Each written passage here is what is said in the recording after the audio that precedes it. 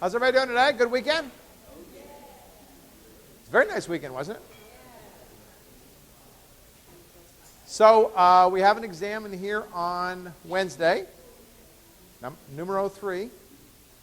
And I'm going to give a review session today at the end of class. So I will videotape it. I know it's a brief notice, but I didn't tell you guys on Friday. I can't do it tomorrow evening, so the only time I can really do it is this evening. So I will do a review session at 5 o'clock, or whenever I finish the lecture today. And then, as I said, I'll videotape that and get that out. I will cover material today through gluconeogenesis, which you see at the bottom, but I'm actually going to talk about that first. Okay? So once I finish with gluconeogenesis, then that's the material for the exam. So the first thing I'm going to talk about is gluconeogenesis. When I finish that, that will be the material for the third exam. Are we clear on that? Okay.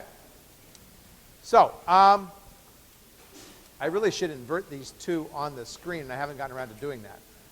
The reason I talk about it here is I've been talking about glycolysis.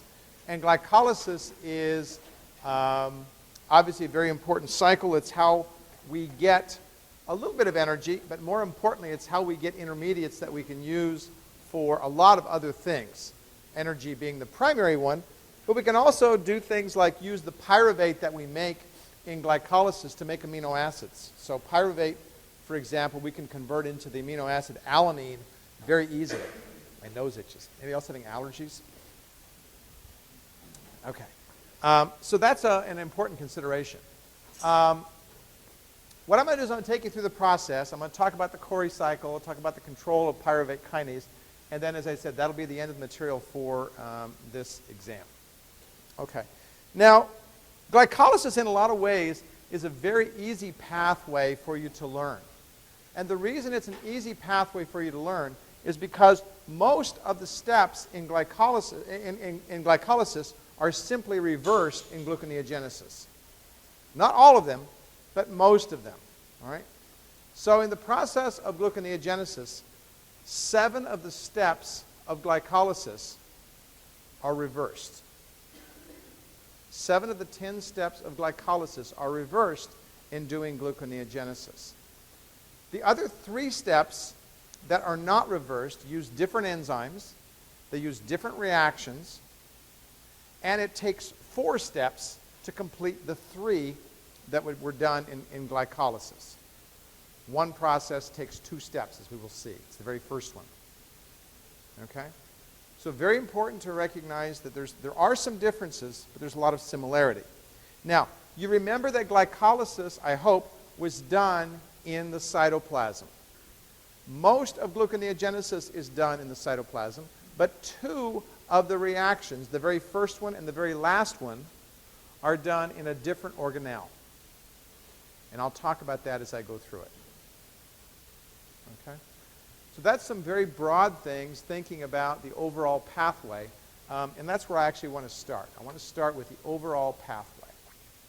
Here is what, if we started at the top and went down, we would have done glycolysis.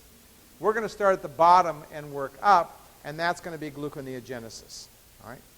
So again, the name tells us what it is. Gluco meaning glucose, neo meaning new, and genesis meaning synthesis. Okay? So it's new synthesis of glucose. We're starting at the bottom and moving our way upwards. Okay? Well, if we start at the bottom, that means that the very first material that we have to work with in gluconeogenesis is pyruvate. And pyruvate is the starting point of gluconeogenesis. It's the end point of glycolysis. All right? The very first step of the pathway is done in the mitochondrion. It's not done in the cytoplasm. It's done in the mitochondrion. Okay? And this step in the process converts pyruvate into a 4-carbon molecule known as oxaloacetate. You can see it right there. I'll show you the structure in a minute. Okay? Converting pyruvate into oxaloacetate. That step is catalyzed by an enzyme that's found only in the mitochondrion, and the enzyme is pyruvate carboxylase.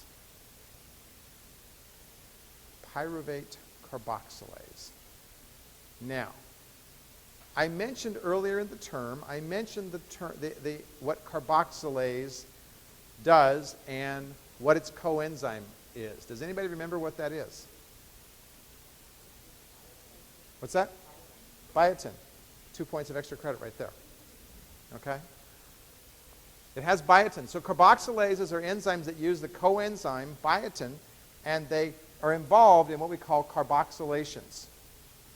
They use carbon dioxide and they put that carbon dioxide onto something to make something, and that's where that fourth carbon comes from in oxaloacetate. So oxaloacetate does not appear in glycolysis, but it does appear in gluconeogenesis. Okay?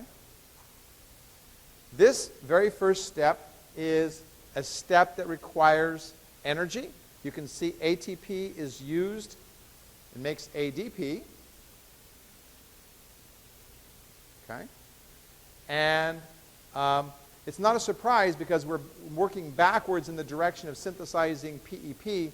We knew that going down, it produced a lot of energy. It's not surprising it's going to take a lot of energy to get back up there. So the first step of the process requires a triphosphate, and as we'll see in the next step, it also requires a triphosphate. Okay? So in gluconeogenesis, this occurs in the mitochondrion, and then the oxaloacetate is moved out into the cytoplasm. It's moved out into the cytoplasm. And that's where the next reaction in the gluconeogenesis process occurs. In the cytoplasm, there's an enzyme known as PEP carboxykinase, big mouthful of a name. You're welcome to call it PEPCK or PEPCK. Please don't spell it PEPSIK. Because that's what it sounds like, PEPCK. All right. So PEPCK is the enzyme that uses GTP to make PEP. So that means there's a decarboxylation that occurs in order to make PEP, and GTP energy is used. So we've just done what I like to refer to as a two-step. In going from pyruvate, we went from pyruvate to oxaloacetate and then back to PEP. Each step required a triphosphate. The first triphosphate being ATP, the second triphosphate being GTP. Okay?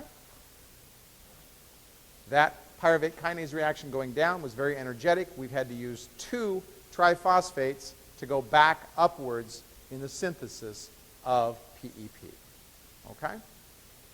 Now, this is again where that regulation I talked about last time is very important. If pyruvate kinase was not shut off at this point, then it would immediately catalyze the conversion of PEP back to pyruvate. So having this enzyme shut off is really having pyruvate kinase shut off is really critical in order to ensure that we go and make glucose. That's what we're trying to do. I will also remind you that in the process of making glucose, we need 6 carbons, not 3. So we need 2 of everything to start. We need 2 pyruvates. We need 2 ATPs. We need 2 GTPs. Okay? If we're going to get all the way back up to the top, we've got to have all of those. So getting this process started, I've already burned 4 ATPs, or 4 triphosphates getting up there. 2 ATPs and 2 GTPs. And from the perspective of energy, GTP is the same as ATP. All right. Well, from this point moving upwards, we have a nice long lull. And the long lull is we simply reverse the other reactions going up the pathway. All right? So, for example, we reverse the reaction that makes 2-phosphoglycerate. We reverse the reaction that makes 3-phosphoglycerate. We reverse the reaction that converts glyceraldehyde 3-phosphate makes 1,3-phosphoglycerate right there, and then ultimately the reaction that makes this up here. Notice at this point it takes 2 more ATPs to go up and make 1,3-bisphosphoglycerate. So now at this point we have 6 triphosphates it took to get us back up to here. making things takes more energy than you get out of burning them. In the entire pathway going down, we got a net of 2 triphosphates. We're burning 6 triphosphates getting up. Now, fortunately, we're not going to burn any more triphosphates. But nonetheless, we don't want to have these 2 pathways going on at the same time. Because if we did, then we would be going up one, down the other, up one, down the other. We would be using 6 ATPs. We would be making 2 ATPs. We'd be using 6, making 2. We'd have a net loss every time we went around that circle. We don't want to have a net loss. And because of this, cells have a way of protecting themselves from this happening. Okay? It relates to regulation. We talked about regulation last time. We'll see more about it today. But the regulation is called reciprocal regulation. Reciprocal regulation. I'll explain that in a bit. But reciprocal regulation ensures that only one pathway is going at a time. Okay. All right. So we start climbing the pathway. We get up to here, we're going to need 2 NADHs. So now we need 6 triphosphates. We need 2 NADHs. And we get up to here, and this PEPCK reaction in glycolysis, I told you at the time, was one that we bypass in gluconeogenesis. So we don't use PEPCK to reverse the glycolysis reaction. Instead, we use a different enzyme called fructose 1,6-bisphosphatase. Big mouthful of a name. You can call it F16BPase if you wish. F16BPase. And I will caution you here. At this point, students start getting confused because we've had F16BP, we've had F26BP, and we've had now F16BPase. Keep them straight. An A's on the end always means it's an enzyme. So F16BPase will always be an enzyme. Okay. Now, what's the F16BPase catalyzing? Well, it's catalyzing a different reaction. It's not catalyzing the reverse of the PEPCK reaction. Instead, what it's doing is it's simply clipping off a phosphate off of that F16BP. It's not regenerating the ATP, which is what it would have to do if it were reversing the reaction. It's not doing that. It's simply clipping a phosphate off of F16BP. Well, that produces, the result of that reaction is we make fructose 6-phosphate. And fructose 6-phosphate gets isomerized back to glucose 6-phosphate, just like happens in the reverse of the glycolysis reaction. But at glucose 6-phosphate, we go up to the very last reaction, and that last reaction is altered from glycolysis as well. In glycolysis, we had hexokinase going down. In gluconeogenesis, we have glucose 6-phosphatase going up. And it's doing exactly the same thing that F16BPase did. It's cleaving off a phosphate. That's all it's doing. It's clipping off a phosphate. You can call this G6Pase if you want. G6Pase is the same as glucose 6-phosphatase. Now, it's not making an ATP, but the product of this reaction is glucose. This very last reaction occurs in the endoplasmic reticulum. Endoplasmic reticulum. That's where the G6Pase is found, in the endoplasmic reticulum.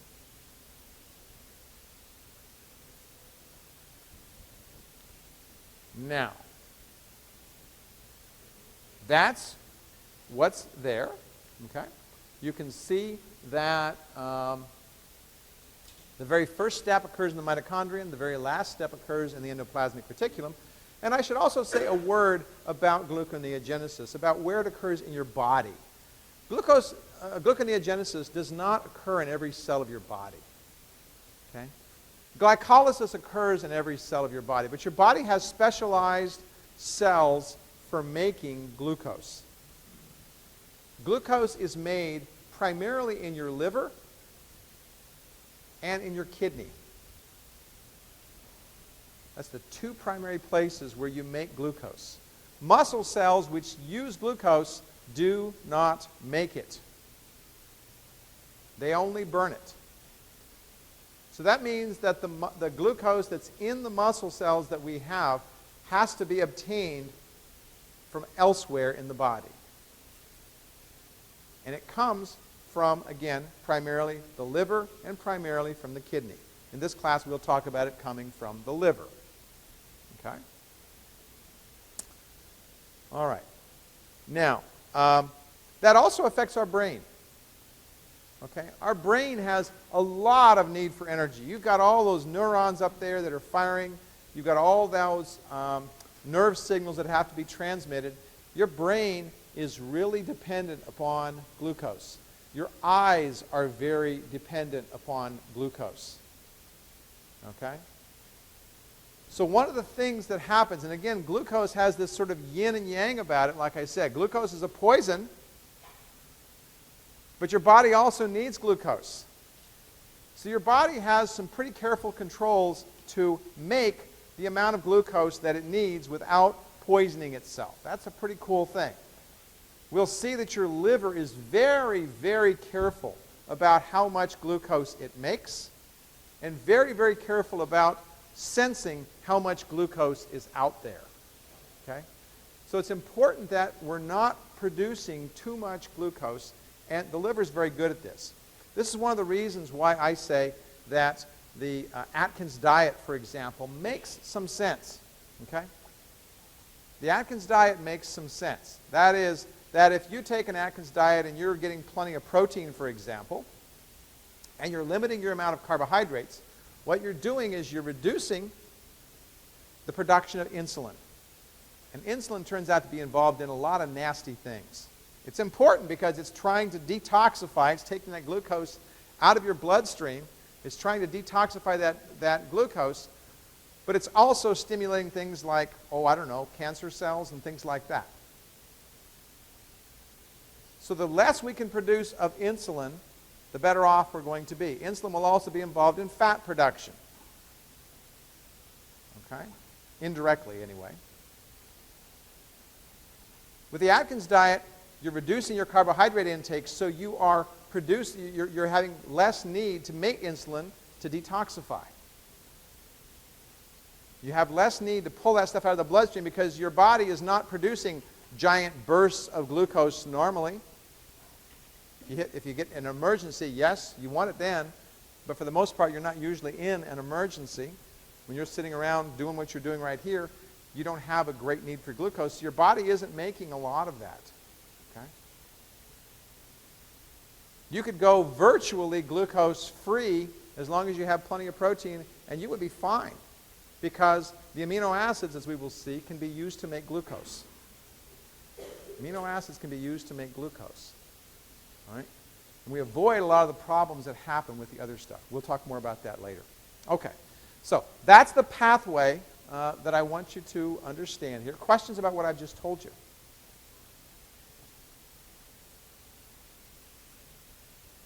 Yes?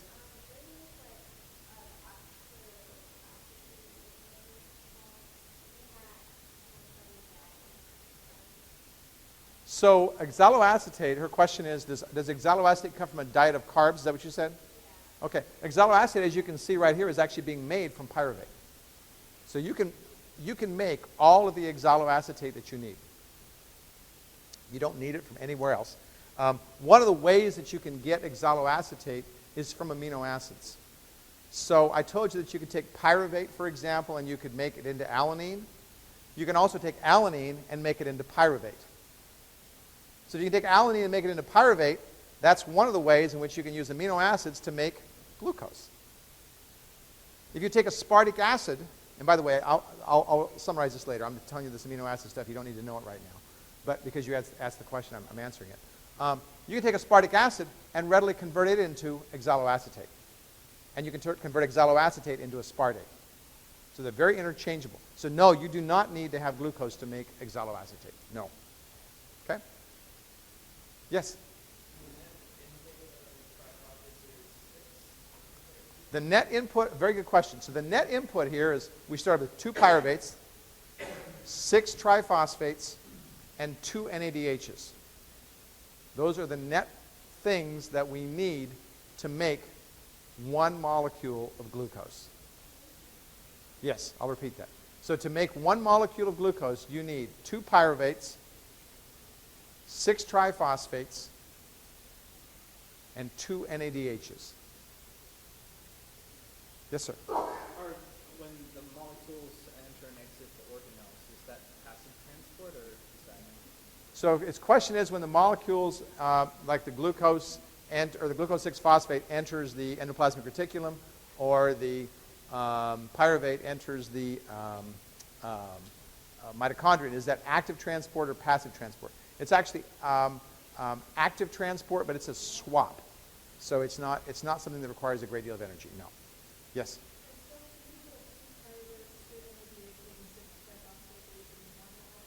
One molecule of glucose, that's right. So you put in all those things, 2 pyruvates, 6 triphosphates, 2 NADHs, and you get 1 molecule of glucose.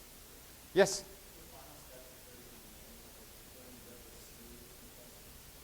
Yes, it is. Okay. Now, let's look at this a little bit closer. Here's the first reaction I talked about. You can now see the structures. There's pyruvate. It's a 3-carbon molecule. You see ATP. You see carbon dioxide. And you see our friend biotin, and there's pyruvate carboxylase. Okay? You make oxaloacetate, and you get this other stuff out of it. Okay? This reaction occurs in the mitochondrion. Okay? And this is what the process looks like. This relates to your question about active versus passive. It's a fairly passive process. It doesn't take energy to drive it, but there is a swap that's going on. These are what are called antiports that do this. Pyruvate in, and I didn't tell you malate comes out, but their malate gets converted back to oxaloacetate to keep it simple. So, okay. Now, here's the PEPCK reaction, PEPCK. Oxaloacetate plus GTP gives us PEP plus carbon dioxide, and we've got that. Okay. Now, let's, actually, I'm sorry, this shows the clipping of the phosphates. So what I'm showing you on the screen in all these cases are the different reactions from glycolysis. F16BP loses a phosphate, it loses it off of position 1 and becomes F6P, fructose 6-phosphate. Okay? So there's the enzyme that catalyzes that reaction. And there's the last reaction, glucose 6-phosphate going to glucose, catalyzed by G6PAs, and there's the phosphate that's come off. Okay. Now, we talked about F26BP when we talked about glycolysis. What did F26BP do? Anybody remember?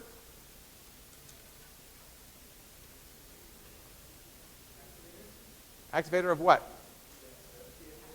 Activator of PEPCK. That's probably worth another couple points. Make sure I get your 2 names afterwards. Okay? All right. F26BP is an activator of phosphofructokinase. Okay?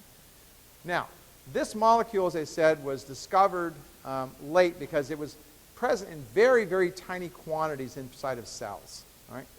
This molecule also plays a very, very important role in gluconeogenesis. Now, I talked about reciprocal regulation. And when I said reciprocal regulation, what I said it was that we didn't want to have both pathways going on at the same time because that would be non-productive. We'd be losing energy every time we ran around that cycle. Okay? Reciprocal regulation means that molecules that turn on one pathway turn off the corresponding other pathway. So F26BP inhibits F16BPAs. Now here's where the numbers start crunching you, right? Yeah. I'll say that again. Oh, okay. So repeating what reciprocal regulation means. So reciprocal regulation means that molecules that turn off one pathway turn on the other, and vice versa. So we have a corresponding anabolic and a catabolic pathway. Glycolysis is a catabolic pathway. Gluconeogenesis is an anabolic pathway. Reciprocal regulations will affect those two pathways in opposite ways. Now, this is a really simple regulation that cells have. F26BP activates PEPCK, which helps glycolysis to run, and F26BP inactivates F16BPase, which stops gluconeogenesis. It's beautiful and very, very simple. That means that when glycolysis is running, gluconeogenesis is not running. And if F26BP all gets chewed up, PEPCK doesn't work very well, but F16BPase does. So there's a very nice reciprocal relationship that's there as a result of this molecule. A very, very interesting molecule. We'll see other examples of this in even greater detail when we talk about the glycogen metabolism. Okay. Now, I've talked about two pathways. I've talked about glycolysis. I've talked about gluconeogenesis. And now I want to tell you how your body works. Okay? And to understand how your body works, especially when you're exercising, we have to talk about the Cory cycle. All right? Now, I'm going to describe it to you before I show it to you. All right? So what is the Cory cycle? They may go to the play at the OSU Theater last year about the Corys. Anybody go see that? No. You missed a really interesting play. So the Corys were a husband and wife team back in the late 40s, early 50s, when the metabolic pathways were being figured out. And at that time, women were not encouraged to go into science, and not only were they not encouraged, they were discouraged from it. And the Corys were a, I believe, German couple who were brilliant scientists, and they discovered upon coming to the U.S.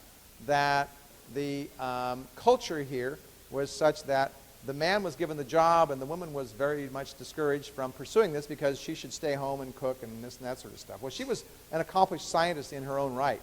And so this play was about their experiences here. Well, needless to say, the husband put his foot down and said that if they were going to give him a job, they were going to give his wife a job as well. And he was so much in demand that they said, okay. And so they gave them both a position. Well, what the Corys discovered were many things that we understand today about how our body works. And one of them is a cycle that was named for them called the Cory Cycle. Okay?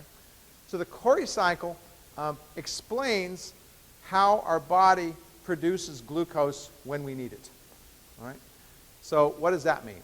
Well, remember I told you that gluconeogenesis occurs in two tissues. It occurs in the liver and it occurs in the kidney. Muscle cells need it, but they don't make it. So muscle cells need glucose, but they don't make it.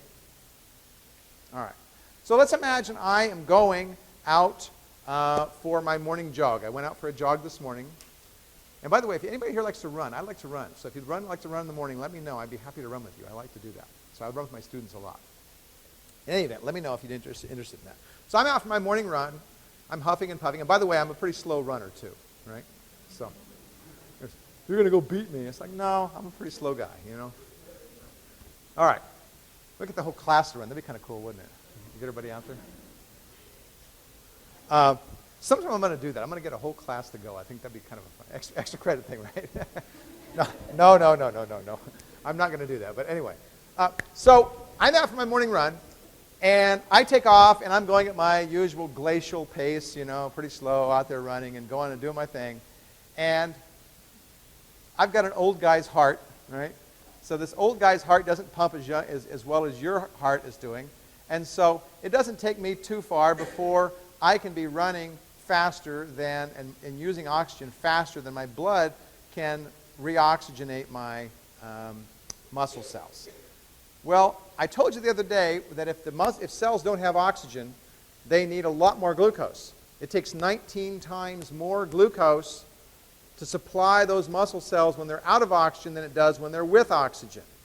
So I want to keep them as full of oxygen as I can, but hey, I've got a 59-year-old heart, and it's not doing as fast as I'm running. Okay? Well, I still want to keep running, and I'm a stubborn guy. That's what being 59 years old gets you, is I'm a stubborn guy. And I decide I'm not going to stop. Right? So even though my legs are telling me they want to stop, I won't stop. Okay? Well, this is where the legs, the muscles in my legs, really, really need that glucose. All right? So what's happening in my legs? My legs are taking glucose. They're going through glycolysis. They're making pyruvate. And as long as there's plenty of oxygen, they're going to get a lot of ATP. But when they start running out of oxygen, what happens in animal cells when they run out of oxygen? What do they start making? They start making lactate. Okay? And they make lactate because why? What are they trying to keep going? Glycolysis, right? So they're making lactate to keep glycolysis going, which means they're going to have to do a lot of glycolysis to make the same amount of ATP, but at least if they can keep that going, they're in good shape. I said lactate was a dead end. It doesn't go to anything else. The only way you can do something with it is if you go back to pyruvate. But that takes NAD, and that takes oxygen. Well, that's not going to happen in my muscle cells when I'm out there running at 7 o'clock in the morning. All right? What's going to happen instead is that I'm going to take that lactate that's in my muscle cells and I'm going to dump it into the bloodstream. It's not doing these muscle cells any good. In fact, if it hangs around, it's going to acidify them, which is not good at all. So my muscle cells dump the lactate into my bloodstream. The blood carries the lactate around in my body and it hits the liver. And the liver is full of oxygen.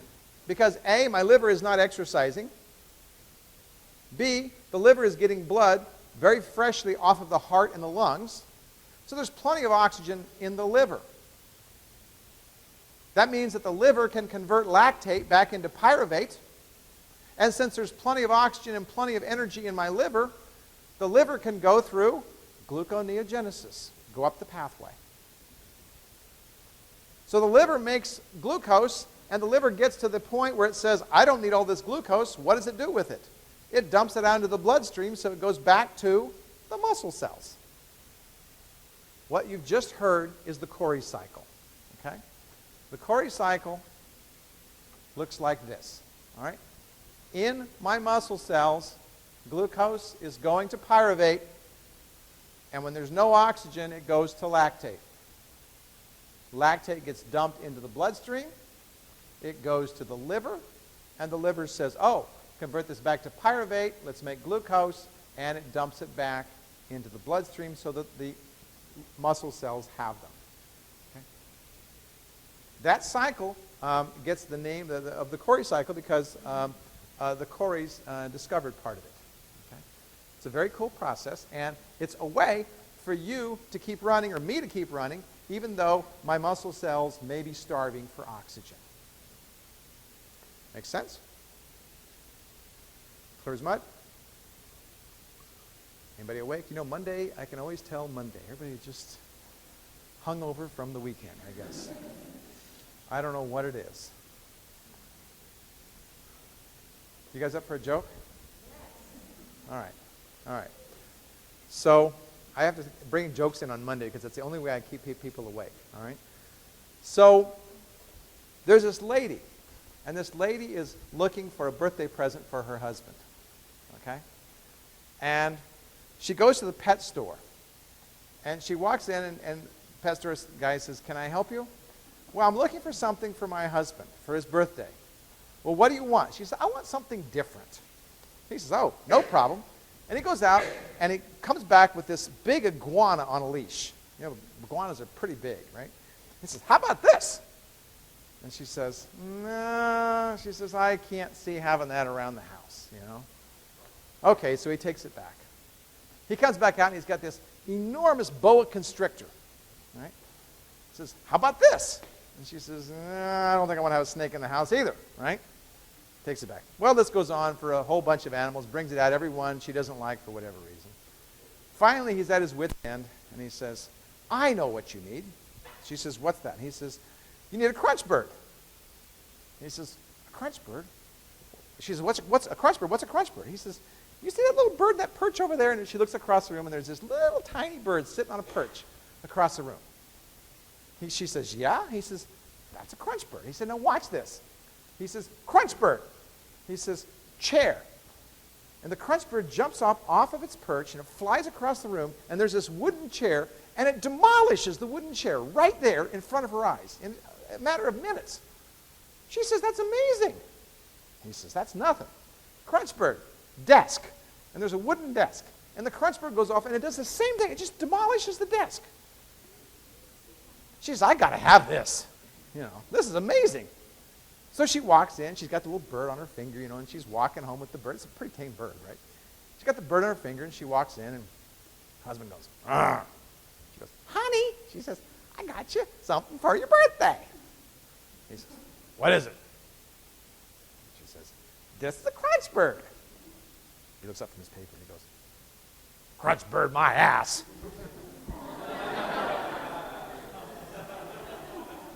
It was not pretty after that. Okay. I got to use the high voice there, too. I think that helped a little bit. All right. So,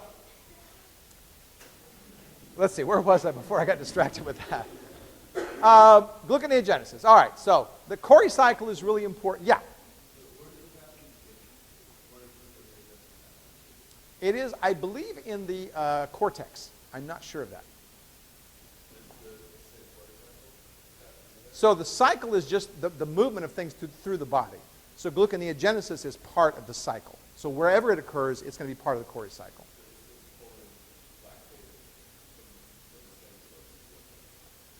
I'm sorry, say it again.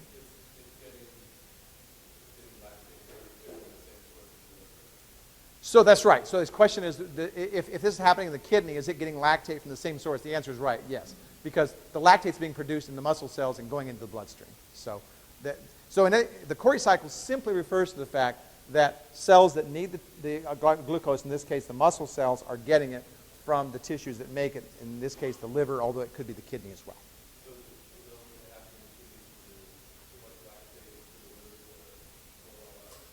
Is it only going to happen in the kidneys when there's too much lactate for the liver to pull it out? I would say no. Okay, so it's not simply a demand thing that makes that happen in the kidney cells any more than it is in the liver cells. But there is a nice balance that cells do maintain in terms of how much glucose that they're going to make. So these cells could make, for example, glucose for their own use that they didn't release, and there are some controls on that as well. Other questions? Okay. Well, let's see. What else do I want to say here? Cory cycle. Control of pyruvate kinase. So pyruvate kinase was that last enzyme of glycolysis that catalyzed the Big Bang. And I told you at the time that there was some allosteric regulation that happens. Fructose 1,6-bisphosphate was that feed-forward activator. And there are some things that inhibit it as well. ATP inhibits it, and alanine also inhibits it. These are all allosteric activators or inhibitors down here. They work allosterically. They bind to the enzyme and affect its activity. But the enzyme can also be controlled by phosphorylation and dephosphorylation. Now, this is a very complicated pathway, okay? So I don't think that you need to worry about regenerating this pathway up here. But I do think that you should know that phosphorylation makes the enzyme less active, and dephosphorylation makes the enzyme more active. Okay? Phosphorylation makes it less active, and dephosphorylation makes it more active. It turns out that epinephrine favors phosphorylation, and insulin favors dephosphorylation. Now let's think about what that means in our bodies. When I get too much glucose in my bloodstream, insulin says, take up the glucose. But glucose is a poison. And so when we take too much poison, what do we want to do? We want to reduce the amount of poison, right? So burning glucose will help reduce the poison. On the other hand, if I am trying to escape from someone who's chasing me, who has evil intentions on me, okay, my epinephrine, meaning my adrenaline, is flowing. That favors phosphorylation, which is going to favor the synthesis of glucose in my liver to supply my blood cells. This makes a lot of sense. It makes a lot of sense for the physiological needs that I have. Very different conditions. Sitting around watching television versus escaping from a burning house. Okay? I don't want to have to do either one of them, actually, but okay. All right, questions about this? Okay. Well, what I want to do in the time I have remaining today is talk about a couple of things. I'm going to very briefly talk about the pentose phosphate pathway, and then I will get a start on the glycogen metabolism. So where I've been right here, that's the end of the material for the third exam. Okay? That's the end of the material for the third exam.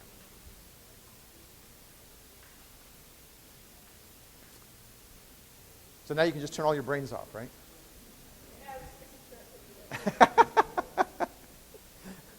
Okay. And by the way, one of the questions I get at this point is, well, on the final exam, you know, what percentage is new material, what percentage is old material? So on the final exam, the new material is proportional to its coverage in the class. So that'll mean the final exam is going to have about 25 to 30% new material, and the rest of it will be material you've already seen, about 70% of previous material. Okay? So what?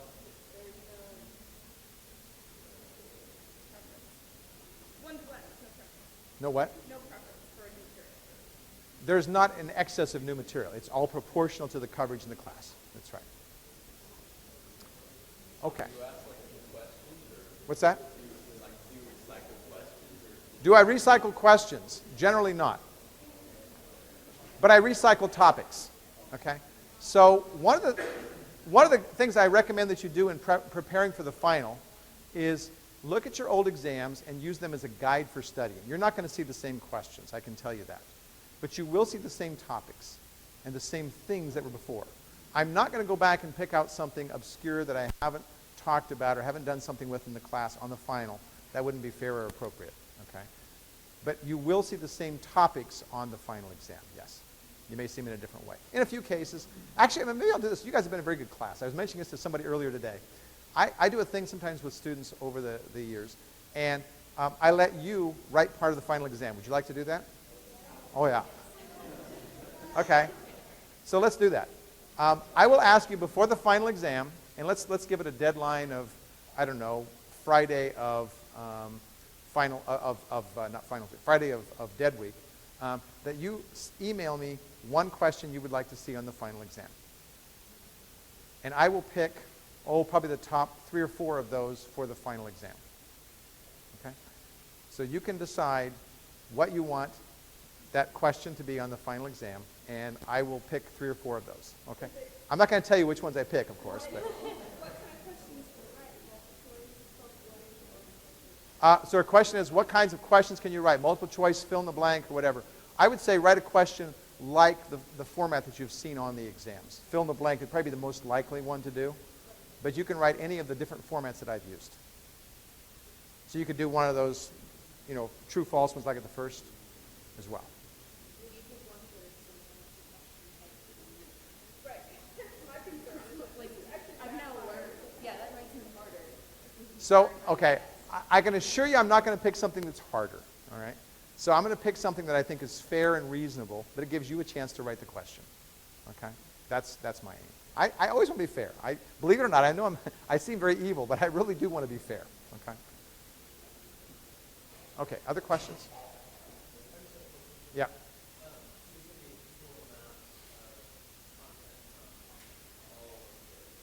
So there'd be roughly equal content from all the exams. That's right. Yeah. Okay. And the final exam is worth 200 points.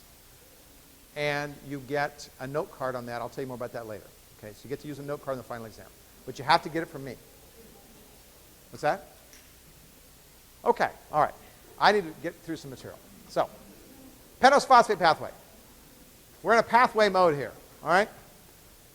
Pentose phosphate pathway is a pathway that I'm not going to go through the individual reactions with you. And the reason is, it's kind of a complicated pathway. And the reason it's a complicated pathway is it doesn't really have, you're not going to like this, a beginning and an end point. It doesn't have that. It depends, the way the pathway goes depends upon what the cellular needs are. Now, you can memorize all this if you want to, all right? But because it looks like, well, it starts here, doesn't it, Kevin? No, it actually could start over here and go backwards and over here and go backwards and back up here and back up here. So it's a pathway that really supplies cells according to the cell's needs. You need to understand what it can supply. That is something that I do want you to know, all right? So what does a cell need? Well, let's see what it gets out of this pathway. One of the things that the cell can get out of this pathway is something that we've talked about, but you haven't seen how it's produced, and that is NADPH. One of the primary products of this pathway is NADPH.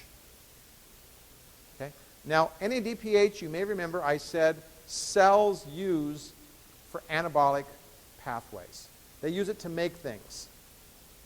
When you go to make fatty acids, you want NADPH, even if you don't want the fatty acids. Okay?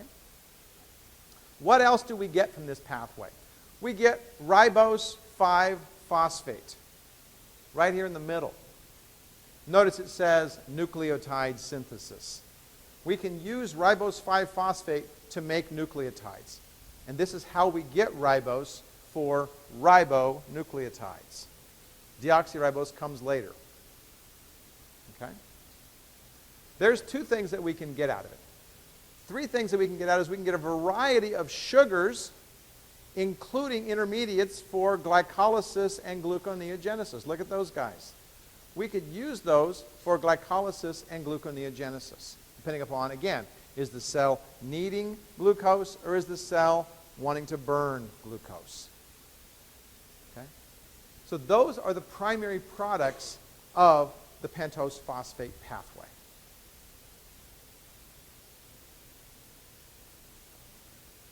Okay? And just to show you something that happens there, the pathway, probably didn't look at it very closely, especially as quickly as I had it up there. The pathway has a variety of different sugars that have different numbers of carbons. So this pathway allows the cell to sort of mix and match those numbers of carbons. For example, I can take two 5-carbon sugars in this pathway and rearrange things and get one 7 and one 3-carbon sugar. Or conversely, I can take a 7 and a 3 and I can make two 5s out of that. It's like a thing for making change. Somebody walks in with a 20, there's a variety of ways you can change a 20, and that's what these guys are doing. They're mixing and matching carbons to, again, allow the cell to make the sugars that it needs that have the appropriate number of carbons. So this is a really powerful pathway, but it's also one that you're probably not going, in fact, not probably, I know you're not going to memorize, okay? Because it is a complicated one to understand its directions and so forth. Okay. I said I was going to do glycogen, but I think I have a big song today that I think, it's one of my most popular songs that I hope you'll join me in singing. It's one of my favorites.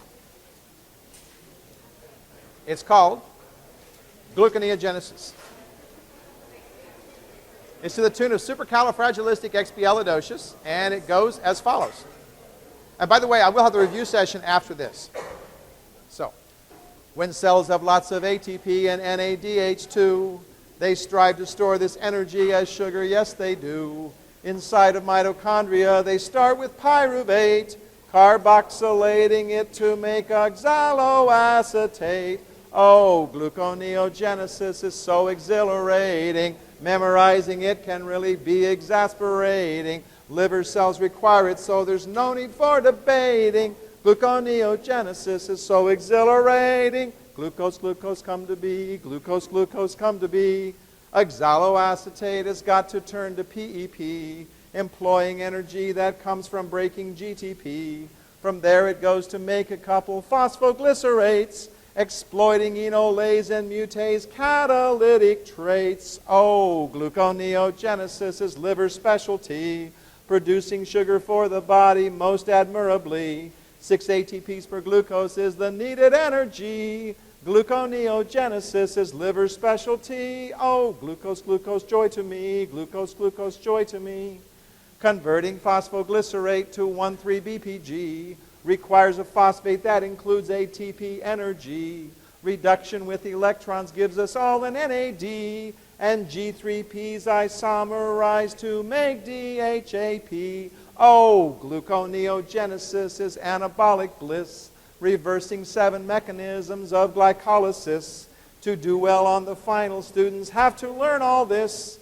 Gluconeogenesis is anabolic bliss. Oh, glucose, glucose factory, glucose, glucose factory. The aldolase reaction puts together pieces so a fructose molecule is made with 2 phosphates in tow, and one of these gets cleaved off by a fructose phosphatase unless F26BP's acting, blocking pathways. Oh, gluconeogenesis, a pathway to revere. It makes a ton of glucose when it kicks into high gear. The cell's a masterminding metabolic engineer. Gluconeogenesis, a pathway to revere. Oh, glucose, glucose jubilee. Glucose, glucose jubilee. From F6P to G6P, that is the final phase. The enzyme catalyzing it is an isomerase.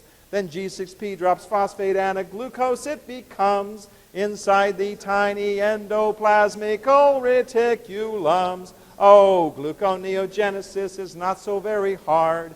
I know that on the final we will not be caught off guard, because our professor lets us use a filled out index card. Gluconeogenesis is not so very hard. Okay.